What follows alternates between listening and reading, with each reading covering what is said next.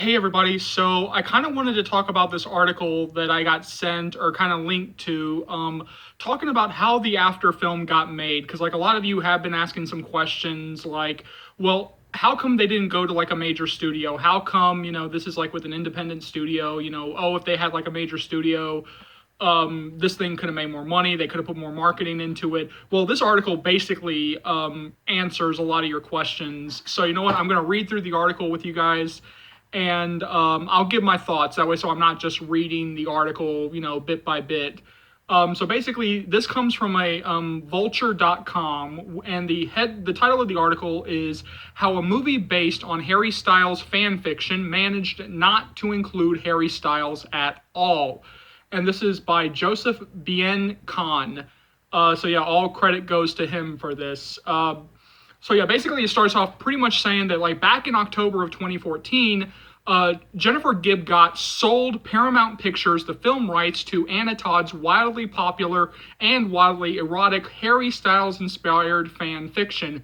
The author's first novel hadn't yet been released. After hit bookstores about a week later, became a bestseller, was translated into over 30 languages, and was eventually followed by 4 more novels in the series. A film adaptation seemed like the logical next step for everyone involved, and Gibgot was glad she got in early. Over the months that followed, Gibgot grew closer to Todd, who'd become a sudden rising star in the fanfic world. Gibgot began to feel a real sense of responsibility for After's cinematic future, so much so that she started regularly DMing, direct messaging, with the series' rabid followers on Instagram, aka the Afternators, as they call themselves, who'd been fawning over Todd since she first posted sexually explicit One Direction fan fiction online. The young girls often asked Gibgot why the film hadn't started shooting yet, and who would be playing their beloved Hardin Scott, the name Todd had chosen for her Harry Styles avatar in the book. Would they ever know? As the months turned into years, Paramount seemed less and less likely to make real on its promise to resurrect the damaged, sexy Hardin Scott. Why was it taking so long to bring the internet's favorite X-rated teen romance to the screen? Well, when she became frustrated, Gibgot made a desperate plea to a studio executive. Quote, "I just went to her and I said, I know this is not your fault. I know that you tried, but you have to give me After back if you're not going to make it," Gibgot says. She continues, "Because these girls won't stop writing me, and I feel like I'm really disappointing them. It's kind of breaking my heart." In a surprising move, Paramount agreed, and this is the part where a lot of your questions will be answered, like why didn't this go to like a major studio? Paramount agreed with a caveat. The company returned the film rights to Gibgot, but she had to find funding outside the major studio system. Last Friday, 5 years after the initial sale of After, the movie finally hit theaters worldwide, though it's been battered by critics. After fans arrived at the box office as Gibgot knew they would. The movie outperformed expectations, delivering $6 million here in the US in its first weekend and even more globally. Gibgot expects the film to reach 40 million internationally by Monday. Theater goers are proving eager to see what a meme that turned into a blog, then turned into a novel that became a feature film actually looks like. But what's more interesting than the end result, a coming-of-age tale stripped almost entirely of its One Direction roots, is the saga of those 5 years that preceded the movie. The process of adaptation is always fraught. Add in a million hyper-vigilant fans, and it gets even trickier. To understand how a movie based on Harry Styles fan fiction became a film that doesn't mention Harry Styles at all, you really do have to go back to the beginning. Long before After was a movie, Anna Todd was a 24-year-old military wife in Waco, Texas, who just happened to fall down a One Direction rabbit hole. This was 2013, around the time of punk editing, which involved tattooing and piercing celebrity crushes with Photoshop, turning boyish teen idols hardcore for Tumblr. Todd searched the blogging platform Wattpad, home to user-generated stories about real and fictional characters, and noticed that no one had posted any fanfiction based on punk Harry Styles yet. So in April of 2013, she started telling the tale of an inexperienced college freshman named Tessa, who falls in love with with a rough group of tattooed sophomores named Harry, Zane, Niall, and Louis. Tessa's clean-cut friend from English class is, of course, named Liam. Todd posted the chapters of her fanfic under the username Imaginator1D. In Todd's story, her protagonist Tessa cheats on her high school boyfriend with Harry Styles, fights with her mom, loses her virginity, and tries alcohol for the first time. She and Harry bicker, break up, hook up, and talk about Jane Austen. What started as a hobby turned into something else as Todd's readership grew. By July of that year, her story had been read by millions. Commentators requested specific plot points, made related memes, and wrote their own fanfic based on Todd's writing. In 2014, her post reached 1 billion reads, according to Wattpad's measurements.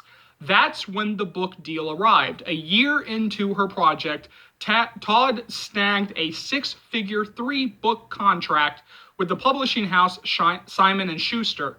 Todd's editor, Adam Wilson, worked to fix the typos and grammatical errors left in the original blog posts. Todd didn't edit her work prior to posting. He changed the One Direction characters' names for legal reasons. Yeah, no kidding. Harry Styles became Hardin Scott, equally tempestuous, horny, and into 19th century female authors.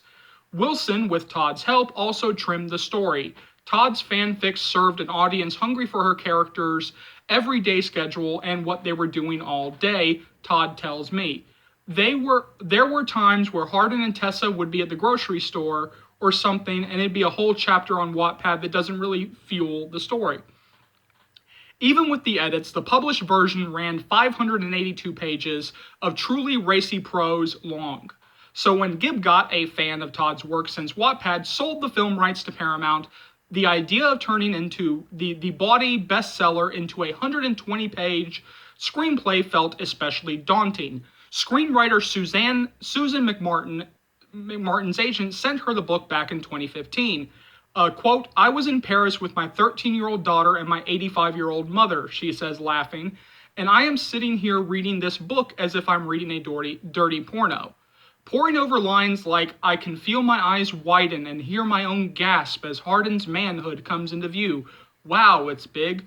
Much bigger than I expected. How am I going to even get it into my mouth? Felt odd in that company, yet she couldn't put it down. I don't blame her. It's actually a good book." McMartin had 24 hours to prepare to sell her cinematic vision of After when she got back to the States.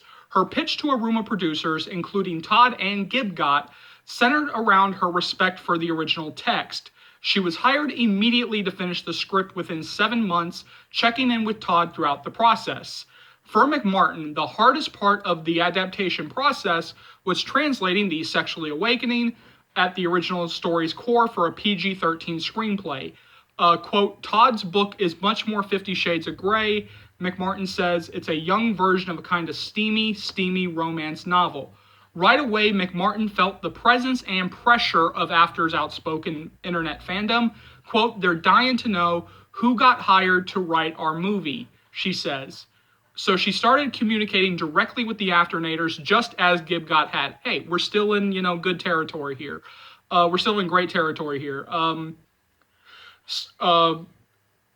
Tweeting at them and posting videos to her Facebook page, she received a public blessing from Todd on Instagram in the form of a selfie and an emphatically exclamation-pointed caption set out to the author's hundreds of thousands of followers. When McMartin sent in the second draft of the screenplay in early 2016, Todd posted a photo of the screenplay for her fans. Quote, "I can't even explain to you how much I love the script," Todd wrote on Instagram. She continues, "I was terrified it wouldn't be like the books, but it so is." So you're pretty much wondering, where did this go wrong? Because, a lot of you are pretty much sitting there saying, well, I've seen the movie. It's not like the book. So where did we go wrong? For almost 2 years, however, the film sat idle at Paramount, never moving from the script phase into production. After much frustration, Gibgot seized the After rights back in November of 2017. Immediately, the producers found 3 different financiers who were interested in funding the film. She went with Cal Maple Films, a non-major studio captivated by the best-selling status of the book and its masses of internet native devotees. Similarly, when it came time to find a distributor last year, Avrion Pictures jumped at the chance. It helped that The Kissing Booth, another Wattpad story, had recently become a hit on Netflix. Cal Maple agreed to start production right away. With funding secure, here's where the problems come in. With funding secure, Gibgot Todd and the project's many producers went about hiring a director. Enter Jenny Gage, who directed the much-loved Brooklyn teen documentary All This Panic and pitched a version of an authentically young aftercast helmed by strong female actresses. Quote, I had been reading scripts and the female characters always felt like the second characters, Gage says. This one was front and center Tessa's story. It was a coming-of-age sexual awakening all through her point of view. Remember, prior to Gage's hiring, screenwriter McMartin had made a point of staying loyal to Todd's story. Fiercely loyal, she writes to this author via email. But Gage believed some big changes needed to be made to McMartin's script. There were too many male characters and not enough focus on Tessa's personal growth. So she hired screenwriter Tamara Chesna to take over for McMartin before eventually writing a final draft of the script along with her husband, Tom Betterton, who was also the film's director of photography. Quote, once the director came on, she brought in a new writer, and then she and her husband also did their own rewriting, McMartin explained. I had no say in the outcome. So yeah, don't blame Susan McMartin for this one. The couple came to the after adaptation in reverse order, reading McMartin's script, then Todd's book, and only later learning of its fervent online fans. But they swiftly realized that they were entering into a project for which readers had been fantasy casting for years. Quote, there were so many characters in the pre-existing script, and we say, maybe we should get rid of one, Gage says, and it'd be like, no, you can't, because the fans will go crazy. In fact, a friend of Gage's had seen a particularly well-made fan-made trailer on YouTube, check that out if you get a chance, and mistakenly assumed that the director's version would be a remake. Quote, from the very beginning, there was this idea, driven a lot by the fans, that it was going to be very old school, arch, broad Riverdale. Betterton says. That was the casting the fans had pushed for. Early on, fans homed in on an actor named Daniel Sharman to play Hardin. A Change.org petition, Daniel is our Hardin, appeared in February of 2018. In the years leading up to the production, the Afternators and even Todd and McMartin tweeted regularly at Sharman, along with Indiana Evans of Ash vs. the Evil Dead and Greg Sulkin of Runaways. But Gage and Betterton wanted someone younger for their leading man. They wanted to appeal to teenagers in 2019, not 2013. In the end, it was less important to them that Hardin looked like Harry Styles at all. One of the first actors they auditioned was Hero Fiennes Tiffin, the then 20-year-old nephew of Rafe and Joseph Fiennes, who played the young Voldemort in the sixth Harry Potter film. Quote, immediately we fell in love with Hero. We found him week 1 into casting, and we cast for 6 months, Gage says. With Hero, the producers were not on board at all, and I kept saying, trust me. They weren't convinced of his looks. At one point, Gage and Betterton met with a casting director and producer at Creative Artists Agency, aka CAA, to try to find their Tessa. Gage posted a photograph of the meeting for Female Filmmaker Friday. In the frame was a printout with possible actresses accompanied by a postage stamp size headshots. You couldn't see anything, Gage says. But the fans had gotten a magnifying app, enhance, Betterton says, laughing. When fans didn't see the name of their favorite Indiana Evans, there was a public uproar. The producers eventually chose Julia Goldani Tellis of The Affair, which, by the way, given the shade that she threw at this movie, it's better they didn't go with her. But then she dropped out last July due to scheduling issues. I call bullshit on that. So Josephine Langford became the film's Tessa. Langford is the younger sister of Catherine Langford of 13 Reasons Why, who had read for the part and been on Gage's short list for some time, didn't officially land the starring role until 2 weeks before filming. Needless to say, this iteration of hashtag Hessa wasn't the one the fans dreamed up, on screen or in the script. Hardin had rough edges that both McMartin and Chesna attempted to smooth in their respective adaptations. Todd's heartthrob drove a muscle car and knew passages from Wuthering Heights and details that the screenwriter happily maintained, but he was also domineering. His flirtatious teasing could come off as abusive, and his tendencies to police Tessa's whereabouts could feel controlling. Gage and Betterton worked to update his story and the story around him, cutting a frat house scene that almost escalates to sexual assault. Tessa's roommate Steph became gay and a jewel smoker, and one of the One Direction boys was written as a girl. Most importantly, Gage's team considerably altered the shocking twist that ended Todd's original Wattpad tale. Spoilers for the book. In Todd's version, the hashtag Hessa love affair is revealed to be yet another modern take on The Taming of the Shrew, a dirtier and dead serious 10 Things I Hate About You. On the book's brutal final pages, Hardin's laughing friends explain to a shell-shocked Tessa that he'd brought them the bloody sheets from their first sexual encounter to prove he won a bet. The film also muddles Hardin's culpability in the entire shrewish storyline, allowing the leading man to walk away with his humanity, a la 1999's Patrick Verona, who is the character played by Heath Ledger in 10 Things I Hate About You. Todd, always in close contact with her fans via Twitter and Instagram, prepared them for most of these changes.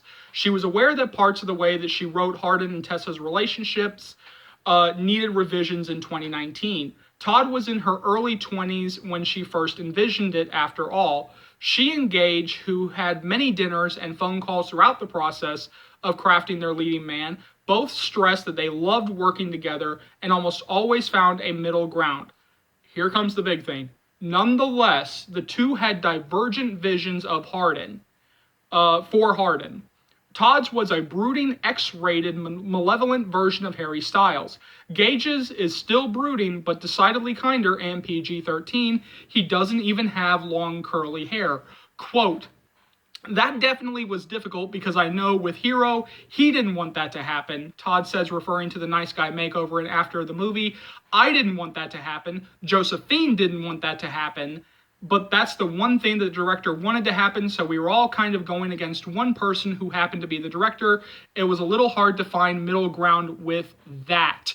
That's the part that pretty much seems like a wink, wink, nudge, nudge that they might be moving on to a different director for the upcoming, if they end up doing the After We Collided film sequel. When you hear that the main actor, the main actress, and the author all disagreed with where the director took the character, then yeah, you're pretty much moving into territory where the director needs to go, bye-bye. Adaptation, like translation, is a tenuous negotiation between originality and originalism. And like much of YA fiction, After follows a teenage protagonist who is thrust into an uncomfortable situation and then forced to grow up quickly. But Todd's story has no werewolves, vampires, wizards, or chronic disease. It's not post-apocalyptic. The fate of the world doesn't hang in the balance. It's about a conservative college freshman, a bad boy, and a tumultuous first love. The reason it first gained purchase was because it was also a One Direction story. Part of the hook was letting the readers date Harry Styles. In the end, the film loses all of its One Direction connections and much of its Hardin Scott. The leading man becomes something like a photocopy of a photocopy of a photo of Harry Styles. It's still nice to look at from afar, but a little confusing when you get real close. The question is, what else could have been done? A faithful adaptation of the hashtag Hessa relationship from 2013 would have felt like an unseemly portrait of a toxic relationship today. It also would have garnered the film a rating that would have prohibited its target audience from seeing it. Perhaps translating Harry Styles to Punk Harry, to Hard and Scott, to the silver screen was always a quixotic endeavor. Quote, I think that it's kind of a blanketed general statement to say, like, oh, we're changing it because of this moment in time, Todd adds. I think that's maybe on the other side of the extreme. Are we dumbing down Game of Thrones because of 2019? No. I didn't want Harden to be just a headline of, oh, he's a mean guy, or oh, he's this, or oh, he's that. So I was happy to take away some of his personality. But I do feel like it did get a little lost a little bit in translation, sometimes to where he just comes off as one-sided. Now, here's where I disagree with Todd on this. If you view like the first season of Game of Thrones to the season 8 today, to pretend that there hasn't been a tectonic shift in how the show is handled, especially in terms of the sexual content, especially in terms of the rapes and how the women are treated, you can see the tectonic shift over the years to where that it's not really the same show that it was in the beginning. Now, for the better. I mean, I was kind of starting to have a problem with all the rape sequences and all the sexposition that was going on. But yes, they did change that. But again, to pretend like there hasn't been this shift, you're pretty much kind of, either not watching the show or, just viewing it here and there. And you're just using something, as sort of like a pop culture reference, just to use as an example. Anyway, yeah, this entire article, especially like one particular part, just screams that they are going to get a new director. You don't put out an article like this. You don't let an article like this get written out unless you're going to, start to plant the seeds of, okay, we're going to make a change here. We're going to change up our director. We're going in a different direction for the second film. If the movie makes, I will talk a little bit more about the box office at the end of the weekend, but if this movie makes by the end of the weekend has hit $40 million, we are in sequel territory, and the studios need to start making the decision on whether or not they're going to move forward. So, you know what? Jump down to the comment section below. Let me know what you think about all this. As always, thank you so much for watching. Thank you so much for your continued support. Remember, if you like what you see here, leave a comment, leave a like. Remember to subscribe. I'll see you later. After Naders. Take care, y'all.